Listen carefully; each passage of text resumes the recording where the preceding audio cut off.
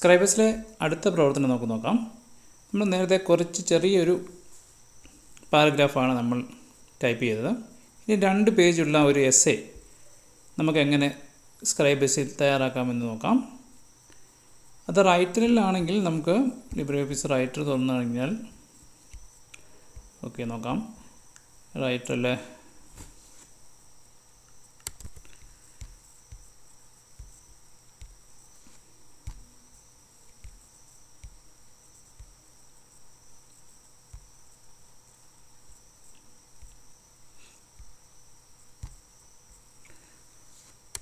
ഈ ഒരു എസ്സേ നമുക്ക് റൈറ്ററിൽ തയ്യാറാക്കണമെങ്കിൽ നമുക്കിതിനെ ഒന്ന് ഞാൻ ടൈപ്പ് ചെയ്യുന്നതിന് പകരം ഇവിടെ നിന്ന് കോപ്പി ചെയ്യണം. ഞാൻ ഇതൊന്ന് ടൈപ്പ് ചെയ്ത് വെച്ചിരുന്നതാണ് സമയം ലാഭിക്കാനായിട്ട്. ഓക്കെ, അപ്പോൾ ഇതിന് ഞാൻ ഒന്ന് കോപ്പി ചെയ്യുന്നു. റൈറ്ററിലാകുമ്പോൾ ഇതിനെ ഡയറക്റ്റ് ടൈപ്പ് ചെയ്യുന്നതിന് പകരം ഞാൻ ഒന്ന് പേസ്റ്റ് ചെയ്യുന്നു. ഓക്കെ, റൈറ്റ് ക്ലിക്ക് ചെയ്ത് പേസ്റ്റ് ചെയ്ത് കഴിഞ്ഞാൽ ഓട്ടോമാറ്റിക്കായിട്ട് 2 പേജിലായിട്ട് അത് വന്നിട്ടുണ്ട്. 1ാമത്തെ പേജ് കഴിഞ്ഞ് 2ാമത്തെ പേജിലേക്ക് അത് വന്നിട്ടുണ്ട്. പക്ഷേ സ്ക്രൈബസിൽ എങ്ങനെയാണ് ഇത് നടക്കുന്നതെന്ന് നോക്കാം. സ്ക്രൈബസ് എടുക്കാം. സ്ക്രൈബസിൽ നേരത്തെ നമ്മൾ പറഞ്ഞു ഇതുപോലെ ടെക്സ്റ്റ് ആഡ് ചെയ്യണമെങ്കിൽ നമ്മൾ ടെക്സ്റ്റ് ഫ്രെയിം ആഡ് ചെയ്യണം. ഞാനൊരു വ്യൂ ഒന്ന് കുറച്ചിടാം. Zoom out 50-75%. ഓക്കെ, കുറച്ചുകൂടെ കുറയ്ക്കാം. 50%. Okay, ready. അപ്പോൾ ഇനി ഞാനിവിടെ സ്ക്രൈബസിൻ്റെ ടെക്സ്റ്റ് ഫ്രെയിം ആഡ് ചെയ്യാണ്. ഇവിടെ നിന്ന് ഇങ്ങോട്ട് വന്ന് വലിച്ചു. ഓക്കെ, ഡ്രാഗ് ചെയ്തു. മാർജിനുള്ളിലായി. ഇനിയും ഇതിലേക്ക് ആഡ് ചെയ്യാനായിട്ട് ഒന്ന് ഡബിൾ ക്ലിക്ക് ചെയ്യുന്നു. അപ്പോൾ കർസർ അകത്ത് വന്നു. പക്ഷേ ഒരു കാര്യം കൂടെ ശ്രദ്ധിക്കണം, ഞാനിവിടെ മലയാളമാണ് ടൈപ്പ് ചെയ്യുന്നത്. അതുകൊണ്ട് തന്നെ ഞാൻ ആദ്യം മലയാളം ഫോണ്ട് സെലക്ട് ചെയ്യുന്നു. ഒരു മലയാളം ഫോണ്ട്, അല്ലെങ്കിൽ മലയാളം അത് വരത്തില്ല, മഞ്ചരി. ഓക്കെ, മഞ്ചരി. ഇനി അവിടുന്ന് ഞാൻ കൊണ്ടുവന്ന ഐറ്റം പേസ്റ്റ് ചെയ്യുന്നു. Ctrl+V പ്രസ് ചെയ്യുക, അല്ലെങ്കിൽ പേസ്റ്റ് എന്നുള്ളത് കൊടുത്തു കഴിഞ്ഞാൽ ആയി. പക്ഷേ ഇത് ഇവിടെ വന്നപ്പോൾ ഇവിടെ നോക്കുമ്പോൾ അറിയാം കുറച്ചുകൂടെ മാറ്റർ വരാനുണ്ട്. 2ാമത്തെ പേജ് എന്തായാലും ഇവിടെ വന്നിട്ടില്ല. ഒറ്റ പേജ് ഇവിടെ ഉള്ളൂ, ഒരു പേജ് മാത്രമേ ഇവിടെ ഉള്ളൂ. 2ാമത്തെ പേജ് ഇവിടെ വന്നിട്ടില്ല. ഇവിടെ തന്നെ ഇതിൻ്റെ കോർണറിൽ കൊണ്ടുവെക്കുമ്പോൾ നമുക്കറിയാൻ പറ്റും ഓവർഫ്ലോ ഉണ്ട്. 1407 ക്യാരക്ടറോട് ഇനിയും വരാനുണ്ട് എന്നുള്ള അത് മനസ്സിലായി. ഓക്കെ, അത് നമുക്ക് ഇങ്ങനെ വലിച്ചു വെച്ച് കഴിഞ്ഞാൽ അത് താഴോട്ട് വരും. നമ്മൾ നോക്കുമ്പോൾ സംഭവങ്ങളുണ്ട്, താഴോട്ട് നമ്മൾ വലിക്കും തോറും അത് വരുന്നുണ്ട്. പക്ഷേ പേജിൻ്റെ സെറ്റപ്പിനുള്ളിൽ മാർജിനുള്ളിൽ നിൽക്കേണ്ടതുകൊണ്ട് തന്നെ നമുക്ക് അങ്ങനെ ചെയ്യാനായിട്ട് സാധിക്കില്ല. അപ്പോൾ അതുകൊണ്ട് തന്നെ നമുക്ക് ഒരു പേജ് കൂടി ഇതിലേക്ക് ആഡ് ചെയ്യണം. പേജ് എങ്ങനെ ആഡ് ചെയ്യാൻ നോക്കാം. ഇവിടെ പേജിനകത്ത് പോയിട്ട് ഇൻസേർട്ട് എന്ന് കൊടുത്തു കഴിഞ്ഞാൽ നമുക്ക് അടുത്ത പേജ് ആഡ് ചെയ്യാം. അപ്പം എല്ലാ റൈറ്ററും ഇത് നമ്മൾ വ്യത്യാസം എന്ന് പറഞ്ഞാൽ റൈറ്ററിൽ ഓട്ടോമാറ്റിക്കായിട്ട് അടുത്ത പേജിങ് വന്നോളും. പക്ഷേ നമുക്ക് ഇവിടെ സ്ക്രൈബസിൽ നമുക്ക് എത്ര പേജ് ആഡ് ചെയ്യണോ അത്രയും പേജ് നമ്മൾ മാനുവലായിട്ട് ആഡ് ചെയ്യേണ്ടതായിട്ട് വരുന്നു. അപ്പോൾ ഇവിടെ ഇൻസേർട്ട് 1 pages ആണ് പറഞ്ഞിരിക്കുന്നത്. എത്ര പേജ് വേണമെങ്കിലും നമുക്ക് ആഡ് ചെയ്യാം. ഇപ്പോൾ തൽക്കാലം ഞാൻ 1 page ആഡ് ചെയ്യുന്നു, അല്ലെങ്കിൽ 2 page ആഡ് ചെയ്യാം. ഓക്കെ, ഞാൻ 2 page ആഡ് ചെയ്യുന്നു. 2 page ആഡ് ചെയ്യുന്നു.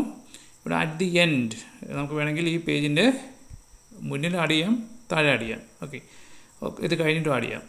ഓക്കെ, അപ്പോൾ അറ്റ് ദി എൻഡ് എന്ന് കൊടുത്തു കഴിയുമ്പോൾ ആഫ്റ്റർ പേജ് എന്നുള്ള വേണമെങ്കിൽ കൊടുക്കാം. അറ്റ് ദി എൻഡ് എന്ന് പറഞ്ഞാൽ നമുക്ക് ഒരു കുറേ പേജുണ്ട്. അതിനകത്ത് 40 ഇപ്പോൾ 1ാമത്തെ പേജിൽ നിന്ന് 40ാമത്തെ പേജിൽ വേണം ആഡ് ചെയ്യണമെങ്കിൽ 39 കഴിഞ്ഞിട്ട് 40ാമത്തെ പേജിൽ ആഡ് ചെയ്യണം. അറ്റ് ദി എൻഡ് കൊടുത്താൽ 39 കഴിഞ്ഞ് 40ാമത്തായിട്ട് ആഡ് ചെയ്തോളൂ. ആഫ്റ്റർ ദിസ് പേജ് എന്ന് പറയുമ്പോൾ ഇതിന് തൊട്ടടുത്ത് ഇപ്പം ഇവിടെ 5-6 പേജ് ഉണ്ടെങ്കിൽ അതിൻ്റെ ഇടയ്ക്ക് ഒരു പേജ് ആഡ് ചെയ്യണമെങ്കിൽ ആഫ്റ്റർ ദിസ് എന്ന് പറഞ്ഞ് കൊടുക്കാനായിട്ട് സാധിക്കും. ഓക്കെ, ഞാനിവിടെ ആഫ്റ്റർ ദിസ് കൊടുക്കാം 2 pages. ഓക്കെ, ഇവിടെ മാസ്റ്റർ പേജൊക്കെ ഉണ്ട്, അതൊക്കെ നമുക്ക് വഴിയെ മനസ്സിലാക്കാം. ഓക്കെ കൊടുക്കാം. ശരി, അപ്പം ഒരു പേജ് കൂടി ഇവിടെ ആഡ് ചെയ്തിട്ടുണ്ട്. ഓക്കെ, ഇനി നമുക്ക് ഇവിടെ പേജ് ആഡ് ചെയ്തു. ഓക്കെ, ഇനി ഇതിൻ്റെ വ്യൂ നമുക്കൊന്ന് മാറ്റാം. വ്യൂ ഡോക്യുമെൻറ്റ് ഇപ്പം സെറ്റ് ചെയ്തിരിക്കുന്നത് താഴേക്ക് 2 pages ആണ് ആഡ് ചെയ്തേക്കുന്നത്. നമുക്ക് സൈഡ് ബൈ സൈഡ് ഇപ്പം സാധാരണ ബുക്ക് കാണുന്ന പോലെ തന്നെ 2 സൈഡ് ആയിട്ട് സെറ്റ് ചെയ്യാനായിട്ട് സാധിക്കും. അതിനുവേണ്ടി നമുക്ക് ഫയൽ ഡോക്യുമെൻറ്റ് സെറ്റപ്പ് എടുത്തു കഴിഞ്ഞാൽ ലേ ഔട്ട് നോക്കി ഫേസിങ് പേജ് കൊടുത്തു കഴിഞ്ഞാൽ സൈഡ് ബൈ സൈഡായിട്ട് നമുക്ക് ഇത് കിട്ടും. ഓക്കെ, ഇപ്പോൾ 2 പേജായി, ലാസ്റ്റിൽ താഴെ ഒരു പേജുമായി. ഇപ്പോഴും നമ്മുടെ പ്രശ്നം പരിഹരിച്ചിട്ടില്ല, പേജ് മാത്രമേ ആഡ് ചെയ്തുള്ളൂ. പക്ഷേ അടുത്ത പേജിലേക്ക് ബാക്കിയുള്ള സംഭവങ്ങൾ ഇവിടേക്ക് വന്നിട്ടില്ല. ഓക്കെ, അപ്പോൾ അത് ചെയ്യാനായിട്ട് നമുക്ക് എപ്പോഴും ടെക്സ്റ്റ് ആഡ് ചെയ്യാൻ വേണ്ടി നമുക്ക് ടെക്സ്റ്റ് ബോക്സ് വേണം, അല്ലെങ്കിൽ ടെക്സ്റ്റ് ഫ്രെയിം വേണം. അത് നമ്മൾ ആഡ് ചെയ്യുന്നു. ഓക്കെ, കുറച്ചുകൂടെ ആഡ് ചെയ്ത് ഇത്രയും കൂടെ കാണത്തുള്ളൂ മാറ്റർ. അത്രയും വരെ മതി. മാറ്റർ നമുക്ക് ടെക്സ്റ്റ് ബോക്സിന് നമുക്ക് കോളം എത്ര കോളം വേണമെങ്കിലും എടുക്കാം, നമുക്ക് അങ്ങോട്ടും ഇങ്ങോട്ടൊക്കെ മാറ്റി വെക്കാം, എവിടെ വേണമെങ്കിലും ഇതൊക്കെ ചെയ്യാം. ഇതൊക്കെയാണ് ഇതിൻ്റെ ഗുണങ്ങൾ. നമുക്ക് അങ്ങനെയൊക്കെ ചെയ്യാം. ഓക്കെ, ഇനിയും ഇതിനെ നമുക്ക് ഇതിലേക്ക് കൊണ്ടുവരണം. ഇതിൻ്റെ ബാക്കി നമുക്ക് ഈ ടെക്സ്റ്റ് ഫ്രെയിമിലേക്ക് കൊണ്ടുവരണം. അതിന് നമുക്കിവിടെ ലിങ്ക് ടെക്സ്റ്റ് ഫ്രെയിം എന്നുണ്ട്, അല്ലെങ്കിൽ ഇവിടെ ഒന്ന് ക്ലിക്ക് ചെയ്താലും മതി. ഇവിടെ ക്ലിക്ക് ചെയ്ത് കഴിയുമ്പം ലിങ്ക് ടെക്സ്റ്റ് ഫ്രെയിം വന്നു. ഇവിടേക്ക് ഒന്ന് ക്ലിക്ക് ചെയ്താൽ മതി. ഓക്കെ, ഒന്ന് കാണിക്കാം. Ctrl+Z. ഇവിടെ നമ്മൾ ഇവിടെ ഒന്ന് ഈ താഴെ ഒന്ന് ക്ലിക്ക് ചെയ്യുന്നു. അവിടെ ക്ലിക്ക് ചെയ്യുമ്പം ഈ മേളിൽ കാണുന്ന സാധനം തന്നെയാണ് വരുന്നത്. ആ ലിങ്ക് ഇങ്ങോട്ട് ഓവർഫ്ലോ ചെയ്യാം. ഈ ടെക്സ്റ്റ് ഓവർഫ്ലോ ചെയ്യാം ഇങ്ങോട്ട്. ഇതിൻ്റെ ബാക്കിയുള്ള കാര്യങ്ങൾ ഇങ്ങോട്ട് വന്നിട്ടുണ്ട്. അപ്പോൾ ഇവിടെ എത്ര മാറ്റം വരുത്തുന്നോ അത്രയും ഇനിയും അവിടെ വന്നോളും. ഇവിടെ നമ്മളൊരു എൻ്റർ അടിക്കുവാണെങ്കിൽ അതിൻ്റെ ബാക്കിയായിട്ട് അവിടെ മാറ്റങ്ങൾ അവിടെ വന്നുകൊണ്ടിരുന്നോളും. ഓക്കെ, അപ്പോൾ അങ്ങനെയുള്ള കാര്യങ്ങളൊക്കെ ഉണ്ട്. ഇനിയും ഇത്രയുമാണ്. ഇനിയും ബാക്കിയും ടെക്സ്റ്റ് ആഡ് ചെയ്യണമെങ്കിൽ ഇതുപോലെ ടെക്സ്റ്റ് ഫ്രെയിം ആഡ് ചെയ്തിട്ട് നമ്മൾ മുന്നോട്ട് പോകേണ്ടതായിട്ട് ഉണ്ട്. ഓക്കെ, അതിന് ഗുണങ്ങളും ദോഷങ്ങളും ഉണ്ട്. നമ്മൾ മറ്റേത് റൈറ്ററിൽ നമുക്ക് കുറച്ചുകൂടെ കൺവീനിയൻ്റ് ആയിട്ട് തോന്നും. എങ്കിലും ഇതിനകത്ത് ഡിസൈനിങ്ങുമായിട്ട് ബന്ധപ്പെട്ട് റൈറ്ററിനകത്ത് ഇല്ലാത്ത ഒത്തിരി ഗുണങ്ങൾ ഈ സ്ക്രൈബസിനുണ്ട്. ഓക്കെ, ഇനിയും നമുക്ക് ബാക്കി എന്തൊക്കെയാണ് ചെയ്യേണ്ടതെന്ന് നോക്കാം. ഇത് തന്നതിനൊക്കെ നമുക്ക് കുറേ ഫോർമാറ്റിംഗ് നേരത്തെ ചെയ്ത് തന്നെയാണ്. ഇത് വിറപ്പിച്ച മഹാഭാരത തലവാച നൽകുക, ഇതൊക്കെ ഞാൻ ചെയ്തതാണ്. കുറച്ച് സ്പീഡിൽ അത് ചെയ്യാം. ഇതിൻ്റെ ഫോർമാറ്റിംഗ് ചെയ്യുന്ന കാര്യങ്ങൾ. അതിന് ടെക്സ്റ്റ് പ്രോപ്പർട്ടീസ് എടുക്കാം. അതിനകത്ത് ടെക്സ്റ്റ് പ്രോപ്പർട്ടീസിനകത്ത് ഇനി ടെക്സ്റ്റ് പ്രോപ്പർട്ടീസ് അല്ലാതെ ഇതിനെ നമുക്ക് വേറെ രീതിയിലും ചെയ്യാനായിട്ട് സാധിക്കും. ഇതിന് സ്റ്റോറി എഡിറ്റർ എന്നൊരു ഓപ്ഷൻ കൂടെ ഉണ്ട് ഇതിനകത്ത്.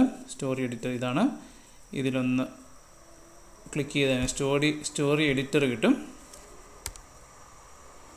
ഇവിടെ വെച്ച് നമുക്കിതിനെ എഡിറ്റ് ചെയ്യാം. ഇതിൻ്റെ മാറ്റങ്ങൾ ഇവിടെ വരുന്നു. ഇതിനെ സെലക്ട് ചെയ്യുന്നു. മഞ്ചരി അതിൻ്റെ ഹെഡിങ് 16 ആക്കാനാണ് പറഞ്ഞിരിക്കുന്നത്. 16 ആക്കാം. ഇത് അപ്ലൈ ചെയ്ത് കഴിഞ്ഞാൽ ഇവിടെ വരത്തുള്ളൂ. അങ്ങനൊരു ചെറിയൊരു പോരായ്മയുണ്ട് അവിടെ. നമുക്ക് ബാക്കി കാര്യങ്ങൾ കളറ് ഒക്കെയുള്ള കാര്യങ്ങൾ സെലക്ട് ചെയ്യാം. ബോൾഡ് ആക്കാം. ഈ വിൻഡോ കുറച്ചുകൂടെ ഒന്ന് വലുതാക്കാം. ബാക്കിയുടെ കാണാനായിട്ട് സാധിക്കും.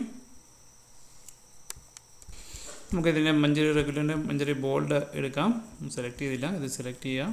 ആദ്യം ഏത് ഭാഗമാണ് വേണ്ടത് ആ ഭാഗം നമ്മൾ സെലക്ട് ചെയ്യുന്നു. ഏത് ഭാഗമാണ് വേണ്ടത് ആ ഭാഗം നമ്മളൊന്ന് സെലക്ട് ചെയ്യുന്നു. അതിനുശേഷം മഞ്ചരി ബോൾഡ് ആക്കാം. ഇനി സൈസ് നമ്മൾ കൂട്ടി. ഇനി ഇവിടെ ഇത് അലൈൻ സെൻറ്റർ ആക്കാം. ഓക്കെ, ഇനി താഴോട്ട് വരുമ്പം അണ്ടർലൈൻ വേണമെങ്കിൽ കൊടുക്കാം. താഴോട്ട് വരുമ്പോൾ കളറുണ്ട്. കളർ നമുക്ക് റെഡ് കൊടുക്കാം. അതിനുശേഷം ഇവിടെ ഷെയ്ഡിങ് കൊടുക്കാം. ഓക്കെ, ഇത്രയും ചെയ്തതിന് ശേഷം മാറ്റങ്ങളെല്ലാം വരുന്നതിന് ശേഷം അപ്ലൈ എന്ന് കൊടുത്തു കഴിഞ്ഞാൽ അപ്ഡേറ്റ് ടെക്സ്റ്റ് ഫ്രെയിം എന്ന് കൊടുത്തു കഴിഞ്ഞാൽ അതിൻ്റെ ഓപ്ഷൻസ് അതിൻ്റെ മാറ്റങ്ങളെല്ലാം അവിടെ വരുന്നതായിരിക്കും. ഓക്കെ, ഇനിയിപ്പോൾ നമുക്ക് ചെയ്യാനുള്ളത് ഇതിൻ്റെ രണ്ടാമത്തെ ഖണ്ഡിക ഭംഗിയാക്കുക എന്നുള്ളതാണ്. അതിൽ English font Gentium, Malayalam font Manjari regular, font colour dark green, font size 12 1.5. Okay, അത് ഇതിൽ ഒരു ചെറിയൊരു പോരായ്മ ഉള്ളത് റൈറ്ററിൽ നമുക്ക് ക്യാരക്ടറിനകത്ത് രണ്ടും കൂടെ സെറ്റ് ചെയ്യാമായിരുന്നു. നമുക്കൊന്ന് ഇത് സെലക്ട് ചെയ്തിട്ട് ഫോർമാറ്റ് ക്യാരക്ടർ എടുത്തു കഴിഞ്ഞാൽ നമുക്ക് ഇംഗ്ലീഷും ഫോണ്ടിനകത്ത് നമുക്ക് വെസ്റ്റേൺ ഫോണ്ട് ഫാമിലിയും ഇതിലും മലയാളം അല്ലെങ്കിൽ CTL ഫോണ്ട് നമുക്ക് സെറ്റ് ചെയ്യാൻ പറ്റും. അപ്പം ഇടയ്ക്കിടയ്ക്ക് ഇംഗ്ലീഷും മലയാളവും വരുന്നുണ്ടെങ്കിൽ അത് അഡ്ജസ്റ്റ് ചെയ്ത് അതിൻ്റെ ഫോണ്ട് കറക്റ്റാക്കി പോകുമായിരുന്നു. പക്ഷേ ഇവിടെ സ്ക്രൈബസ് ഇല്ലാതിനുള്ള ഓപ്ഷൻ കണ്ടിട്ടില്ല. അതിനെയും അത് നമുക്ക് ഒറ്റ ഫോണ്ടായിട്ട് നമുക്ക് സെലക്ട് ചെയ്യാനായിട്ട് സാധിക്കും. അല്ലാതെ മിക്സഡായിട്ട് ഫോണ്ട് നമുക്ക് സെറ്റ് ചെയ്യാനായിട്ട് സാധിക്കുന്നില്ല. ഓക്കെ, അപ്പോൾ അതുകൊണ്ട് തന്നെ നമുക്ക് ഇത് ഒന്ന് സെലക്ട് ചെയ്യാം. അപ്പം ബാക്കി മഞ്ചേരി നമ്മുടെ ടെക്സ്റ്റ് പ്രോപ്പർട്ടീസിനകത്ത് മഞ്ചേരി കൊടുക്കുന്നു. 12 പോയിൻ്റ് കറക്റ്റാണ്, റെഗുലർ കറക്റ്റാണ്. ഇനിയും പാരഗ്രാഫിനകത്തുള്ളത് പാരഗ്രാഫ് സ്റ്റൈല്, പാരഗ്രാഫിനകത്ത് ജസ്റ്റിഫൈ ഉണ്ട്, ഫോഴ്സ്ഡ് ജസ്റ്റിഫൈ ഉണ്ട്. ഫോഴ്സ്ഡ് ആകുമ്പോൾ ഇത് ലൈനൊക്കെ അഡ്ജസ്റ്റ് ആയിട്ട് കറക്റ്റ് ആവും. അതിനേക്കാളും നല്ലത് ജസ്റ്റിഫൈ തന്നെ ഉപയോഗിക്കുന്നതാണ്.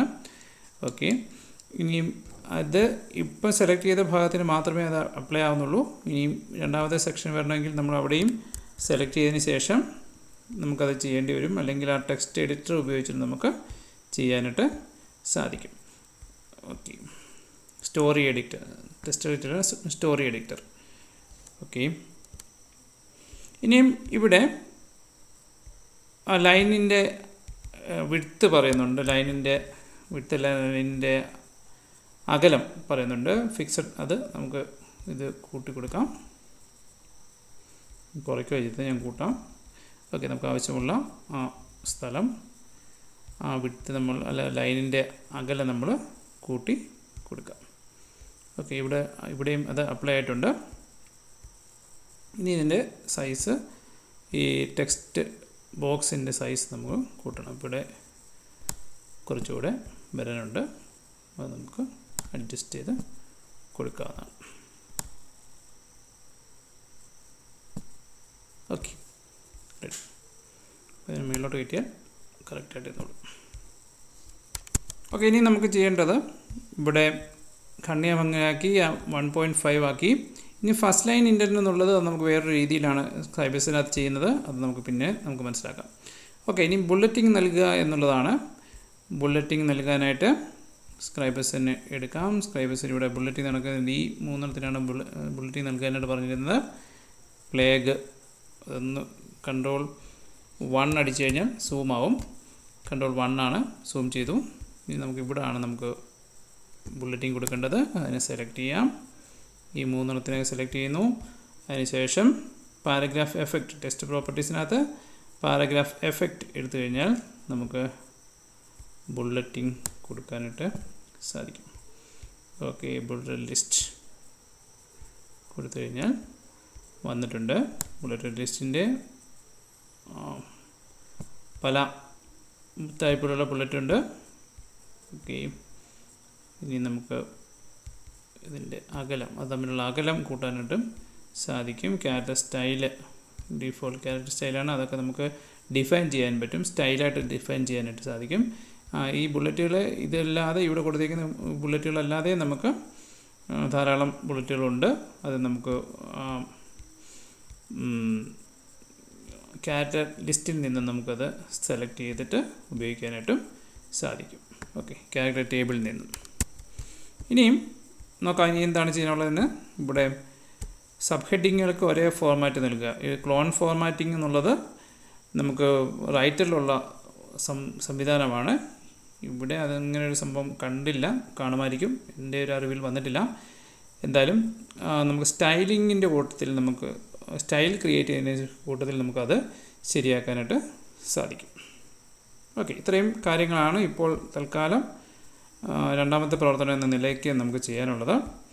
ഇവിടുത്തെ ഹെഡിങ്ങിൻ്റെ ഫോണ്ടൊക്കെ മാറിയോ, നമ്മൾ റെഡിയാക്കിയാണ്. ഓക്കെ, ശരി.